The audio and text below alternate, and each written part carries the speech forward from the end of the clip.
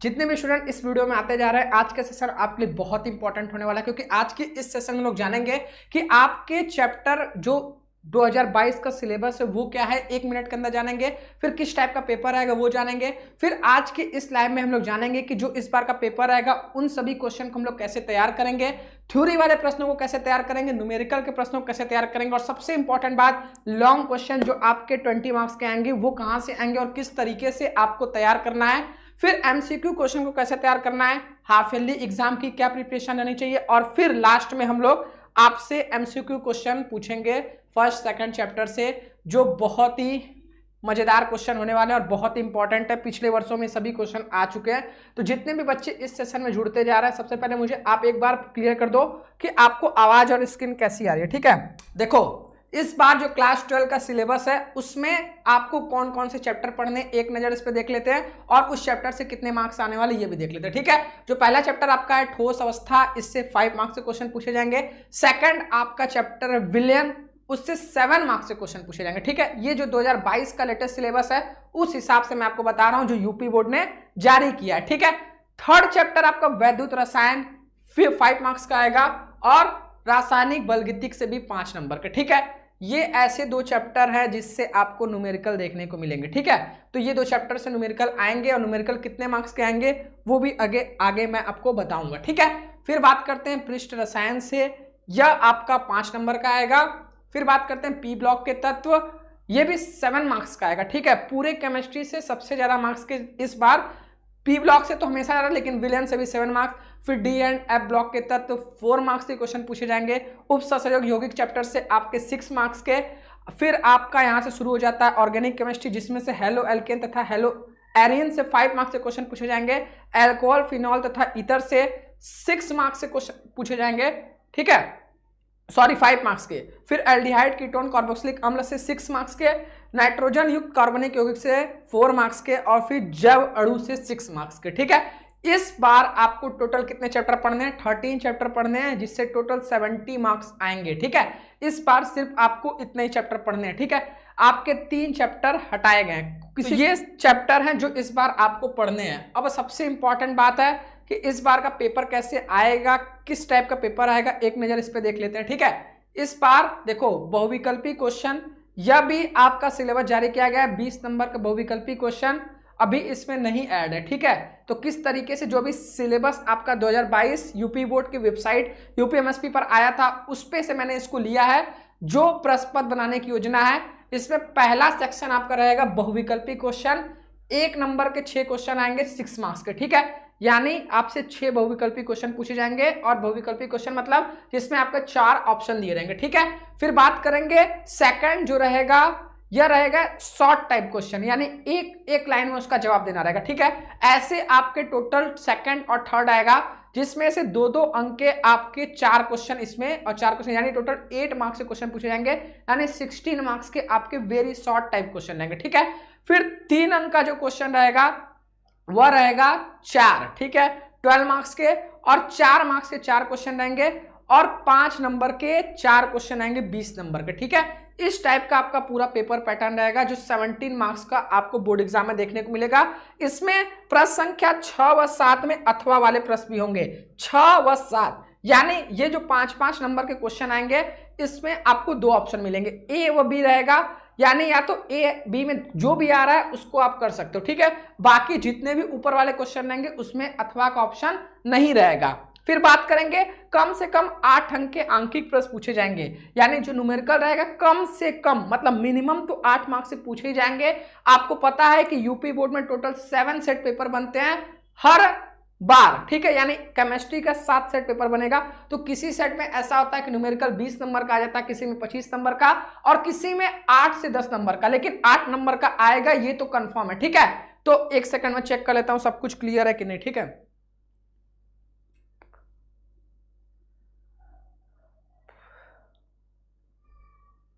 ठीक है, यहां तक क्लियर है।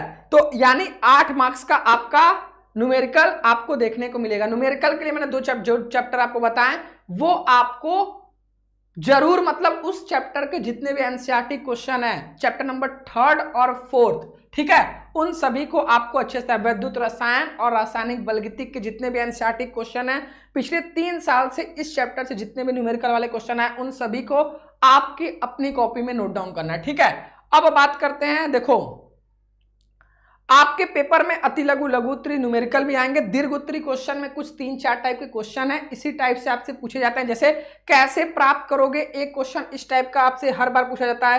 प्रयोगशाला विधि क्या होता है जब महत्वपूर्ण अभिक्रिया, ठीक है, इस टाइप के क्वेश्चन 5 नंबर में पूछे जाते हैं। तो इस टाइप के क्वेश्चन किस चैप्टर से आएंगे अभी मैं आपको ये भी बता देता हूं। ठीक है, देखो सबसे पहले जितने भी स्टूडेंट देख रहे हैं, ठीक है, थ्योरी वाले प्रश्नों को कैसे तैयार करना, एक नजर थ्योरी वाले प्रश्नों को कैसे तैयार करना। जितने भी स्टूडेंट देख रहे हैं, अगर अभी तक आपने अपनी, सबसे पहला काम आपको करना है, अगर अभी तक आपने अपनी कॉपी नहीं बनाई है, ठीक है, कॉपी मतलब फेयर कॉपी नहीं बनाई है, तो सबसे पहले कॉपी तो आपके पास रहना चाहिए। और किताब, बहुत सारे ऐसे स्टूडेंट होंगे सोच रहे होंगे क्वेश्चन बैंक लेकर ही हम पढ़ लेंगे, पास हो जाएंगे, लेकिन देखो किसी भी हथियार को, किसी भी युद्ध को जीतना है तो आपके पास हथियार होना बहुत ही जरूरी है। और हथियार आपकी पढ़ाई की क्या है, किताब और कॉपी और पेन। ठीक है, तो ये चीजें तो आपके पास रहेंगी तभी ना आप युद्ध जीत सकते हो। अगर यही चीज नहीं है तो फिर जीतने का तो छोड़ो, आप पार्टिसिपेट भी नहीं कर सकते हो। ठीक है, तो ये सबसे पहले थ्योरी वाले प्रश्नों को कैसे तैयार करना है, जो भी चैप्टर आप पढ़ते जा रहे हो, ठीक है, सपोज करो आपने विलियन चैप्टर को पढ़ा, उसमें जो भी टॉपिक आपको आपके टीचर ने बताया कि ये इंपॉर्टेंट है, ठीक है, उसको आपको एक तरफ नोट डाउन करना है। अब डेफिनेशन के साथ, एग्जांपल है तो एग्जांपल के साथ, पहला काम ये। सेकंड, अगर उस चैप्टर से फॉर्मूला है तो सभी फॉर्मूला को, एक चैप्टर को, जो भी चैप्टर आप पढ़ो उसकी फॉर्मूला को एक जगह नोट डाउन कर लो। ठीक है, इससे होगा क्या, जो भी फॉर्मूला रहेगा उसको एक बार रिवाइज कर सकते हो। और न्यूमेरिकल सॉल्व करने के लिए सबसे बड़ा इंपॉर्टेंट चीज, अभी मैं न्यूमेरिकल वाले पे आऊंगा, ठीक है, तो थ्योरी वाले प्रश्न को कैसे तैयार करना है, जो भी चैप्टर आप पढ़ने जा रहे हो, अगर आप उसके एनसीईआरटी किताब को एक बार पढ़ लियो, फिर जो भी डाउट रहेगा आपके जो टीचर पढ़ाएंगे, तो जब आप पहली बार एनसीईआरटी किताब पढ़ोगे तो कुछ तो समझ में आएगा, ठीक है ना, पूरा तो थोड़ा बहुत तो समझ में आएगा। और फिर जब आपके टीचर समझाएंगे, 2-3 बार उस लेक्चर को देखोगे, जो डाउट होगा पूछोगे, तब वहां से आपको चीजें समझ में आएंगी। ठीक है, फिर वहीं पर छोड़ नहीं देना है, जो भी उसके क्वेश्चन है उसको आपको लगाना है, और क्वेश्चन नंबर 1 से लगाना शुरू करना है। ये नहीं कि नीचे वाले क्वेश्चन से लगाना शुरू कर दे, पता चला कि सीढ़ी हमेशा नीचे चढ़ी जाती है और आप सोचोगे कि पहले, लास्ट में तो कठिन क्वेश्चन दिए रहते हैं। ठीक है, तो सबसे पहले शुरुआत छोटे क्वेश्चन से करना है ताकि आपके अंदर कॉन्फिडेंस आए। ठीक है, तो थ्योरी वाले प्रश्नों को कैसे तैयार करना है, जो भी आपके चैप्टर से इंपॉर्टेंट टॉपिक आपको टीचर या अनअकैडमी पर या यूट्यूब पे कहीं भी आपको बताया जा रहा है, तो सबसे पहले उस टॉपिक को नोट डाउन कर लो। उस टॉपिक में वो सभी टॉपिक को आप देख लो कि आप लिखे हो कि नहीं कॉपी पे। ठीक है, और सेकंड सबसे इंपॉर्टेंट काम करना है, आपके पास पिछले 3 साल का पेपर रहना चाहिए। ठीक है, और मैंने टेलीग्राम पर जो डिस्क्रिप्शन में दिया है उसमें 3 साल का पेपर आपको प्रोवाइड करवा दूंगा, जहां से आप देख सकते हो कि किस चैप्टर से कौन सा क्वेश्चन आया। तो जो भी चैप्टर आप पढ़ते चलो उसके 3 साल का पेपर को आप तैयार करते चलो। ठीक है, तो इससे होगा क्या कि आपके एक भी क्वेश्चन छूटेंगे नहीं। न्यूमेरिकल को कैसे तैयार करना है, सबसे इंपॉर्टेंट काम आपको करना है कि न्यूमेरिकल को जब भी आप तैयार कर रहे हो, जो भी चैप्टर से आपके फॉर्मूले हैं, मैंने बताया कि स्टार्टिंग के फिजिकल केमिस्ट्री से न्यूमेरिकल आते हैं, तो जो भी चैप्टर आप पढ़ते जा रहे हो, ठीक है, उसके न्यूमेरिकल को आपको कैसे सॉल्व करना है, फर्स्ट ऑफ ऑल उसके सभी फॉर्मूला को आपको नोट डाउन कर देना। ठीक है, न्यूमेरिकल को स्टार्ट करने से पहले सबसे पहले क्वेश्चन को बहुत ही ध्यान से पढ़ना है कि इसमें दिया क्या है। फर्स्ट ऑफ ऑल पहला काम आपको करना है, दिया क्या है, सेकंड इसमें क्या पूछा जा रहा है। ठीक है, देखो न्यूमेरिकल में 2 ही है कि ये गिवन है और ये क्या होगा। ठीक है, मतलब आपसे कुछ दिया रहेगा और कुछ आपसे पूछेगा, तो जो दिया रहेगा सबसे पहले उसको नोट डाउन कर लेना है, फिर जो पूछेगा वो। ठीक है, अब वहां पर देखना है कि उस चैप्टर से इस क्वेश्चन में कौन सा फॉर्मूला लग रहा है, और जो भी फॉर्मूला लगेगा उसको वहां पर फिट करके उसकी वैल्यू पुट करके उसको निकालना है। ठीक है, जब भी न्यूमेरिकल आप सॉल्व करो, मैं बता रहा हूं, ये आपको कोई नहीं बताया होगा, जब भी आप न्यूमेरिकल सॉल्व करो, न्यूमेरिकल का जो एसआई यूनिट होता है लास्ट में जो उसको आप जरूर लिखो। ठीक है, क्योंकि उस पे मार्क्स होता है बोर्ड एग्जाम में। तो जो भी एसआई यूनिट मात्रक आपके जब भी न्यूमेरिकल सॉल्व करो, लास्ट में जो फाइनल आंसर होता है उसको आप बहुत ही अच्छे से लिखो। और न्यूमेरिकल सॉल्व करने से पहले अगर आप चाहते हो न्यूमेरिकल में फुल मार्क्स पाओ, तो सबसे पहला आप ब्लैक पेन से सबसे पहले गिवन या दिया गया है ये, फिर क्या ज्ञात करना है ये, फिर कौन सा फॉर्मूला लग रहा है, अगर उस तरीके से लिखोगे तो एग्जामिनर को कहीं मौका नहीं मिलेगा एक भी नंबर काटने, क्योंकि एग्जामिनर के पास हजारों कॉपियां हैं, आपकी कॉपी अन्य स्टूडेंट से अलग लगेगी तो ही वो आपको अन्य स्टूडेंट से अलग मार्क्स देंगे, ठीक है। तो इसलिए अपनी कॉपी को ऐसे लिखो कि जो चीज एग्जामिनर देखना चाहता है वो उसे साफ साफ दिखे, ठीक है। यहां तक क्लियर है। पेपर 3 साल का मैं टेलीग्राम में प्रोवाइड कर दूंगा जो भी बच्चे पूछ रहे हैं, ठीक है। अब देखो लॉन्ग क्वेश्चन कहां से आएंगे, ठीक है। सबसे पहला आपका जो एक चैप्टर का आपको फर्स्ट चैप्टर से जो लॉन्ग क्वेश्चन आएंगे वो कौन सा चैप्टर है, ठीक है। देखो जो सबसे पहला चैप्टर है वह आप नोट डाउन कर लो, पी ब्लॉक, ठीक है। इससे एक लॉन्ग क्वेश्चन हर साल पूछे जाते हैं। तो आपको सबसे पहले क्या मैंने बोला कि जैसे पी ब्लॉक से एक लॉन्ग क्वेश्चन आएगा तो पी ब्लॉक चैप्टर जब भी आप पढ़ो तो जितने भी आपके क्वेश्चन बैंक या एनसीईआरटी में इस चैप्टर के जितने भी, ठीक है, एनसीईआरटी प्लस क्वेश्चन बैंक, ठीक है, या लास्ट ईयर पेपर, इस चैप्टर से जितने भी आपके क्वेश्चन बने हैं उन सभी क्वेश्चन को आप तैयार कर लो, ठीक है। एक चैप्टर में कितने अधिक से अधिक क्वेश्चन होंगे, 5-6 लॉन्ग क्वेश्चन होंगे। अगर आप उन क्वेश्चन को तैयार कर लोगे तो 5 नंबर तो तैयार होगा प्लस शॉर्ट क्वेश्चन भी तो तैयार हो जाएगा, ठीक है। यानी इस चैप्टर से 7 मार्क्स आपके कंफर्म हो जाएंगे। इसमें एक लॉन्ग क्वेश्चन है। तो पहला काम आज आपको करना है कि पी ब्लॉक जब भी आप पढ़ोगे या पढ़ चुके हो तो उस चैप्टर के जितने भी लॉन्ग क्वेश्चन है उस चैप्टर में उन सभी को आप कॉपी में नोट डाउन करके 2-3 बार लिख कर प्रैक्टिस करोगे ताकि उस चैप्टर से जो भी लॉन्ग क्वेश्चन आएगा वो आप कर सको, ठीक है। और इसमें से एक लॉन्ग क्वेश्चन आना ही है, ठीक है। सेकंड बात करेंगे वो आएगा आपका ऑर्गेनिक केमिस्ट्री से, ठीक है। सेकंड 2 क्वेश्चन आपके ऑर्गेनिक केमिस्ट्री से आएंगे और ये कौन कौन से चैप्टर रहेंगे, halo alkane, hello arene, alcohol, phenol, ether, aldehyde, ketone and carboxylic अम्ल।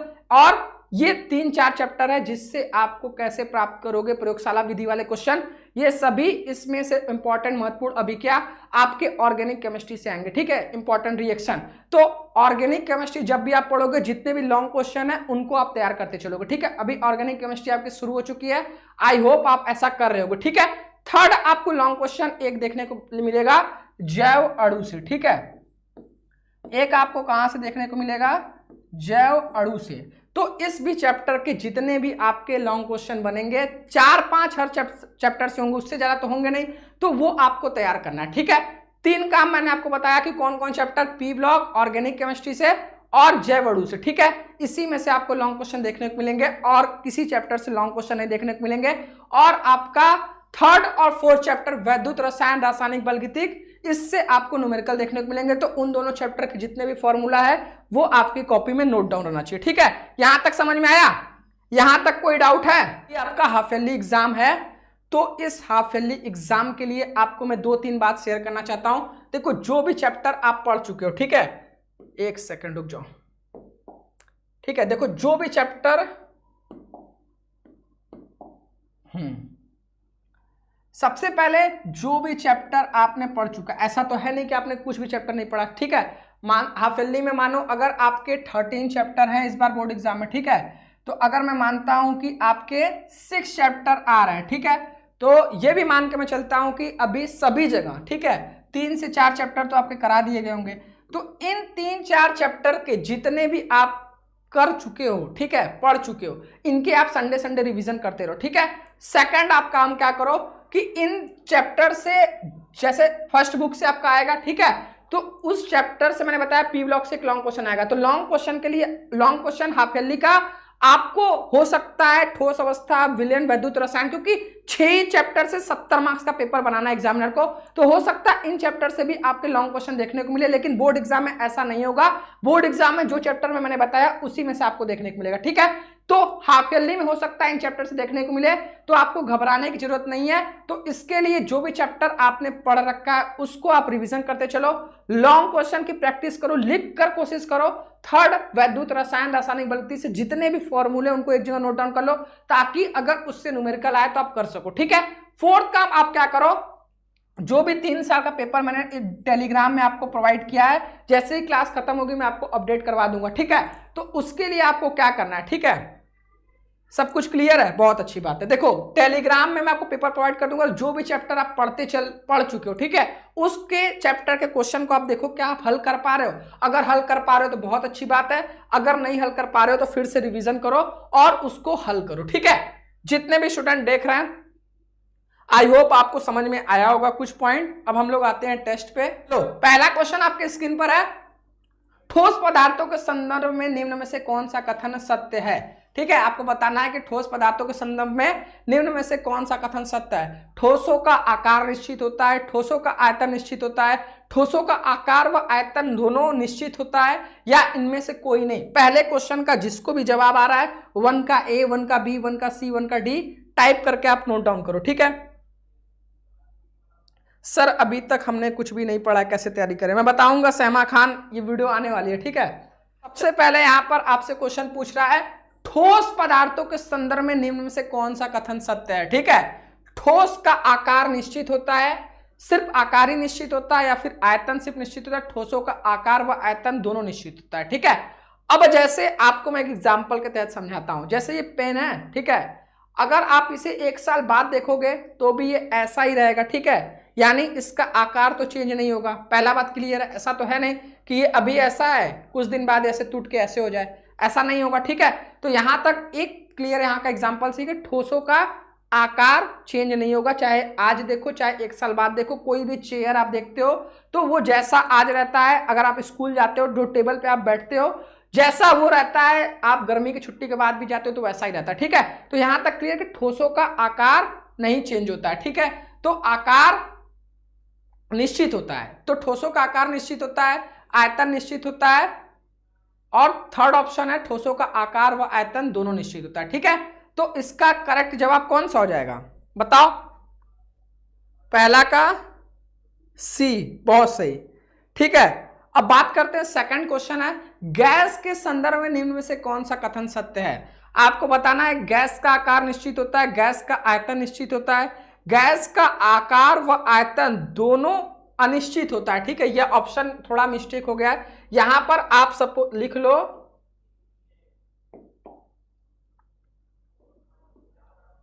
ये अनिश्चित। ठीक है, एक सेकंड रुक जाओ, इसको आप अनिश्चित समझो। ठीक है, ये लिखने में टाइपिंग मास्टर गलती कर दिए, कोई बात नहीं, गलती होती रहती है सबसे।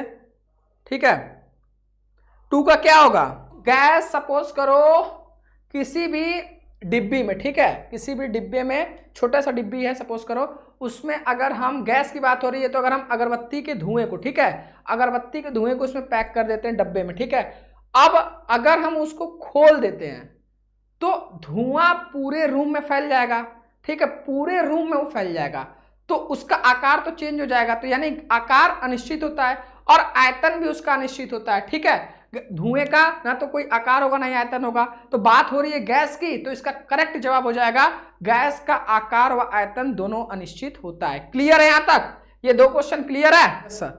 बताओ ठोसों में अंतरा आणविक बल। ठीक है, देखो ठोसों में 2 चीज होती है, एक अंतरा आणविक बल होती है, एक होती है अंतरा आणविक दूरी। ठीक है, तो आपसे क्वेश्चन नंबर 3 पूछ रहा है कि ठोसों में अंतरा आणविक बल उच्चतम होता है, बहुत कम होता है, नहीं होता, या इनमें से कोई नहीं। ठीक है, अंतरा आणविक बल की बात हो रही है। ठीक है, अंतरा आणविक बल की बात हो रही है।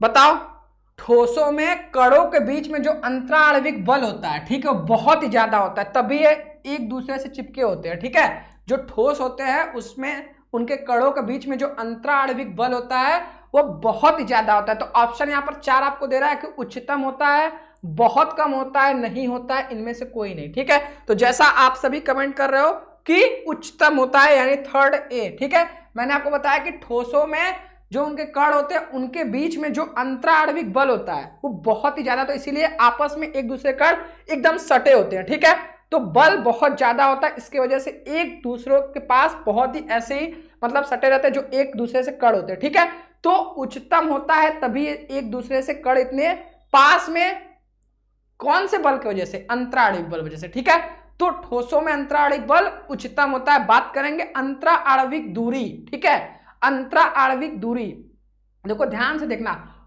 ठोसों में अंतरा आणविक बल तो बहुत ज्यादा होता है, उच्चतम होता है, क्योंकि जो उनके कण होते हैं वो आपस में चिपके होते हैं। ठीक है, लेकिन बात करेंगे अगर ठोसों में अंतरा आणविक दूरी, तो इसमें क्या हो जाएगा? उच्चतम, बहुत कम, नहीं होता है, इनमें से कोई नहीं। 4 का क्या होगा? ठोसों में क्या होता है कि कणों के बीच में जो अंतरा आणविक बल होता है वो बहुत ही उच्चतम होता है, लेकिन दूरी वह बहुत कम होता है। इसी की वजह से जब दूरी कम होता है तो ही तो दूरी अगर ज्यादा होगी तो जो ये आपस में कण रहेंगे दूर दूर रहेंगे, लेकिन दूरी बहुत ही कम होता है। ठीक है, कण आपस पास पास रहते हैं और यहां पर अंतराणविक दूरी बहुत ही कम रहेगी। ठीक है, इसी वजह से अगर ज्यादा रहती तो ये जो आपस में जो इतने चिपके हैं वो चिपके ना रहते। ठीक है, तो इसका करेक्ट जवाब हो जाएगा ठोसों में अंतराणविक दूरी बहुत ही कम होता है और ठोसों में अंतराणविक बल बहुत ही उच्चतम होता है। ठीक है, फिफ्थ क्वेश्चन आपके सामने स्क्रीन पर है। ब्रैग समीकरण है। ब्रैग एक साइंटिस्ट है, आपसे पूछ रहा है कि ब्रैग समीकरण है n lambda equal to 2d sine theta. ये फिर यहां पर रुको, एक मिस्टेक हो चुकी है कि ये देखो ऑप्शन नंबर फर्स्ट और फोर्थ सेम हो चुका है। ठीक है, तो अब एक ऑप्शन को हटा देते हैं, option number A B C में आप बताओ। ठीक है, ए बी सी में आप बताओ फिफ्थ का क्या होगा। ब्रैग समीकरण है n lambda equal to 2d sine theta, n equal to 2d sine theta या n lambda equal to 2d। Fifth का ए। दीपक कुमार, अनामिका, सभी बच्चे कमेंट करिए। और यार शेयर नहीं कर रहे हो क्या तुम लोग? फिफ्थ का ए, फिफ्थ का ए। ठीक है, दीपक कुमार, मिस्टर सचिन, बिल्कुल सही। ठीक है, लाइक कर दो, जितने स्टूडेंट देख रहे हैं सबसे पहले लाइक करो। 100 लाइक जल्दी से पहुंचाओ तो। ए। ठीक है, चलो देखो ये आप याद कर लो। ठीक है, अगर पूछे ब्रैग समीकरण है तो n lambda equal to 2d sine theta, option number A सही हो जाएगा।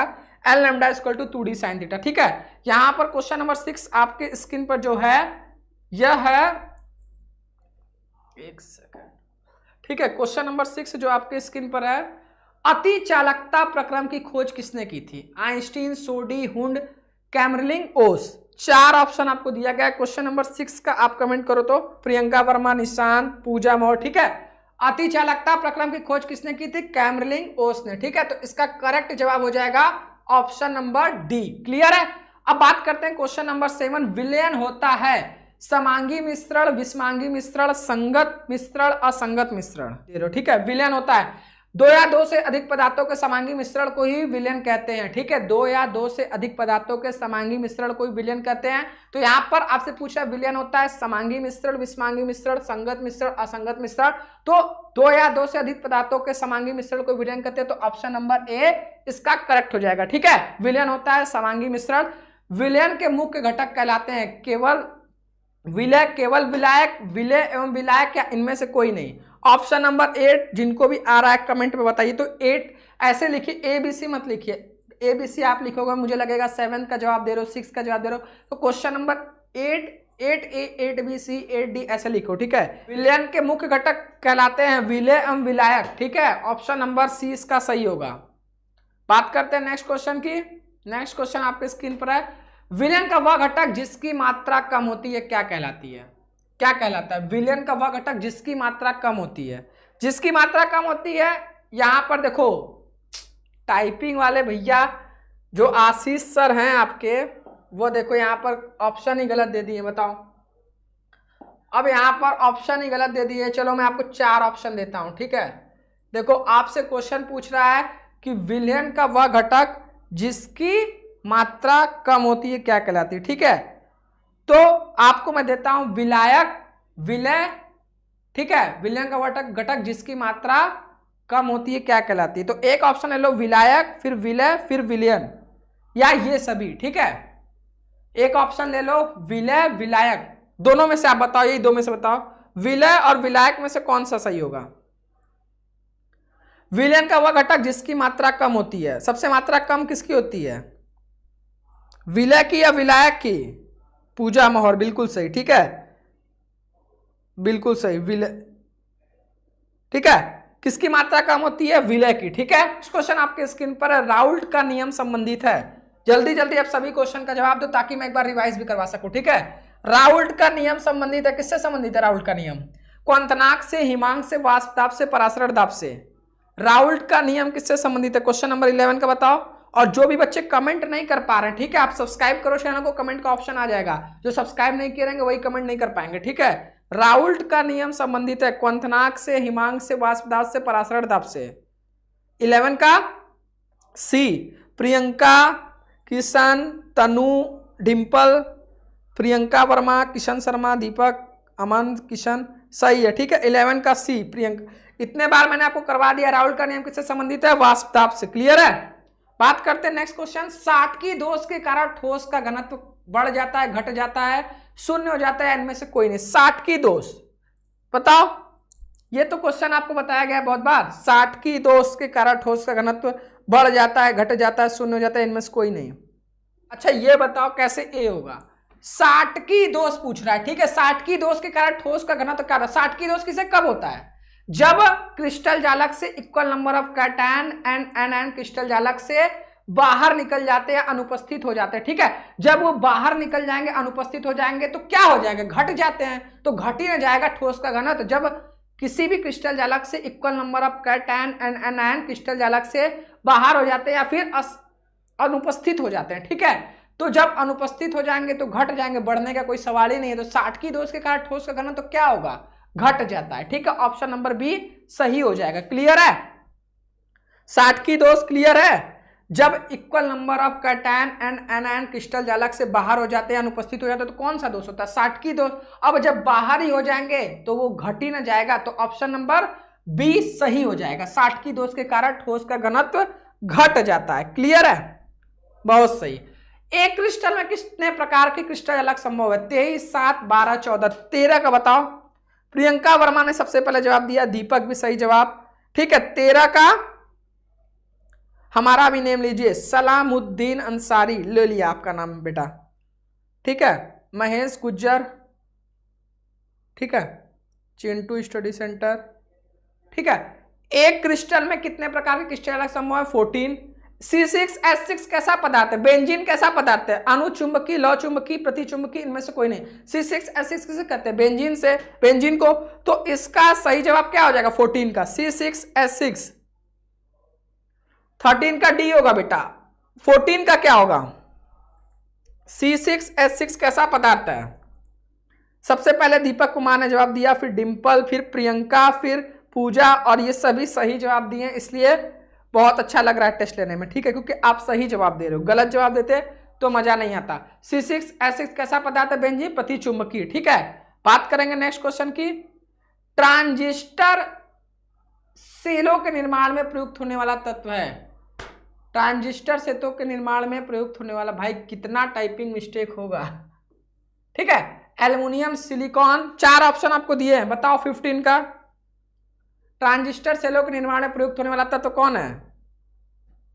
15 का सबसे पहले कौन जवाब सही दिया है? दीपक कुमार ने सबसे पहले सही जवाब दिया। ठीक है, दीपक कुमार बिल्कुल सही। ठीक है, 14 का सी, शिवम 14 का सी नहीं होगा, कॉपर नहीं यूज होता है। 15 का बी, बहुत बच्चों ने सही जवाब दे चुका, सागर, प्रियंका, दिवाकर, दीपक। ठीक है, ट्रांजिस्टर से तो निर्माण प्रयुक्त होने तत्व सिलिकॉन है। जालक में एबी व्यवस्था दर्शाती है। एबी व्यवस्था दर्शाती है, क्या होगा? एबी व्यवस्था पूछ रहा है।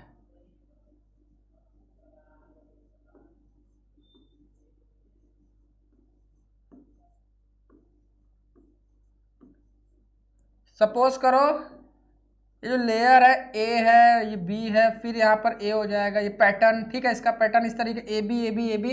अगर इस तरीके का व्यवस्था दर्शाएगा तो इसे हम कहेंगे एससीपी जालक, हेक्सागोनल क्लोज पैकिंग। ठीक है, अगर इस तरीके से व्यवस्था दर्शाती है तो एससीपी जालक कहते हैं। अगर क्वेश्चन में पूछ ले एबीसी व्यवस्था दर्शाती तो क्या हो जाए? किसी को पता है? जल्दी से अगर किसी को पता है तो कमेंट बॉक्स बताओ। 16 का डी होगा। ठीक है, हेक्सागोनल क्लोज पैकिंग। अगर पूछ ले एबीसी तो क्या होगा? बताया था मैंने। अगर यहां पर एबी व्यवस्था दर्शाती इस तरीके से। ठीक है, इस तरीके का लेयर है, जैसे ए रहे, फिर बी रहे, फिर सेम पैटर्न, सेम लेयर है, एबी। तो अगर एबी व्यवस्था दर्शाती है जालक में तो एससीपी जालक, हेक्सागोनल क्लोज पैकिंग। अगर एबीसी दर्शाए तो क्या रहेगा? बताओ। सीसीपी हो जाएगा। ठीक है, अगर एबीसी दर्शाए तो सीसीपी हो जाएगा। एक बोर मैग्नेट बराबर होता है, 17 का बताओ। हाँ सही है, 16 का डी सही है। ठीक है, प्रियंका वर्मा सही है, कितने एम्पियर मीटर स्क्वायर होगा? एक बोर मैग्नेट बराबर कितने एम्पियर मीटर स्क्वायर होगा? या तो इनमें से कोई नहीं, बताओ। ठीक है, नेक्स्ट क्वेश्चन है, साटकी दोष होने के क्या कारण होता है? लैटिस साइड से कैटायन की अनुपस्थिति सिर्फ होती है, या लैटिस साइड से सिर्फ एनायन की अनुपस्थिति होती है, या कैटायन का विस्थापन होता है? लैटिस साइड से कैटायन तथा एनायन दोनों के पेयर की अनुपस्थिति होती है। बताओ 18 का क्या होगा? सर लाइक मैंने किया और शेयर भी, बहुत सही डिंपल, थैंक यू। तो मैंने आपको बताया था कि साटकी दोष कब होता है? जब क्रिस्टल जालक से equal number of cation and anion की अनुपस्थिति हो जाती है। तो इसमें पहला ऑप्शन था कि लैटिस साइड से सिर्फ कैटायन की अनुपस्थिति, लैटिस साइड से सिर्फ एनायन की अनुपस्थिति, या कैटायन का विस्थापन। तो ये तीनों ऑप्शन तो पहले ही हट गए।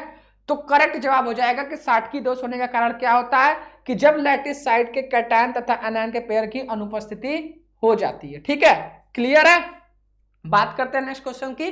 प्लास्टिक है आयनिक ठोस, धात्विक ठोस, अक्रिस्टलीय ठोस, आणविक ठोस। ये तो मेरे हिसाब से सभी लोग जवाब देंगे। ठीक है, 3 का सी, प्लास्टिक क्या है? अक्रिस्टलीय ठोस है। ठीक है, क्रिस्टल के घनत्व को कम करने वाला बिंदु दोष। 1 सेकंड के अंदर जवाब आना चाहिए, क्योंकि अभी 3 क्वेश्चन इसी से रिलेटेड था। अब यहां पर आपसे पूछा, देखो जितने भी टाइप के क्वेश्चन बन सकते हैं घुमा फिरा के सभी इसमें ऐड किए गए हैं, और ये पिछले साल के क्वेश्चन पूछे गए हैं। तो आप इन सभी क्वेश्चन को अपनी कॉपी में नोट डाउन करके रखना, ताकि आप इसको बार बार रिवीजन कर सको। ठीक है, ए साटकी दोष। ठीक है, ठीक है। 21 क्वेश्चन नंबर बताओ। विलयन जिनके परासरण दाब समान ताप पर समान होते हैं, समकृतिक, अति परासरी, समावयी या समपरासरी विलयन। इसका डी डिंपल, समपरासरी, पूजा मोहर, बिल्कुल सही। विलयन जिनके परासरण दाब समान ताप पर समान होते हैं हम समपरासरी विलयन कहते हैं। क्लियर है? विलयन जिनके परासरण दाब समान तक, कोई बच्चा छोड़ के लाइव नहीं जाएगा। ठीक है, पूरा एंड तक देखना। जब मैं तुम्हारे लिए यहाँ पे रुका हुआ हूँ सब काम छोड़ के, तो तुम कैसे जा सकते हो? तुम्हारे लिए ना मैं रुका हूं यहाँ पे, ये बताओ कि मैं अपने लिए रुका हूं।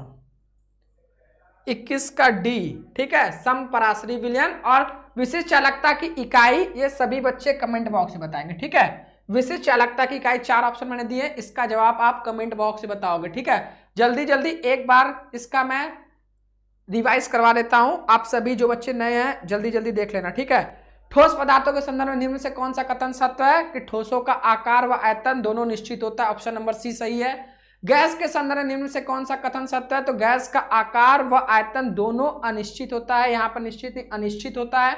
फिर बात करेंगे ठोसों में अंतराणविक बल जो होता है वह उच्चतम होता है, लेकिन अंतराणविक दूरी बहुत कम होती है। ब्रैग समीकरण L lambda equal to 2d sin theta.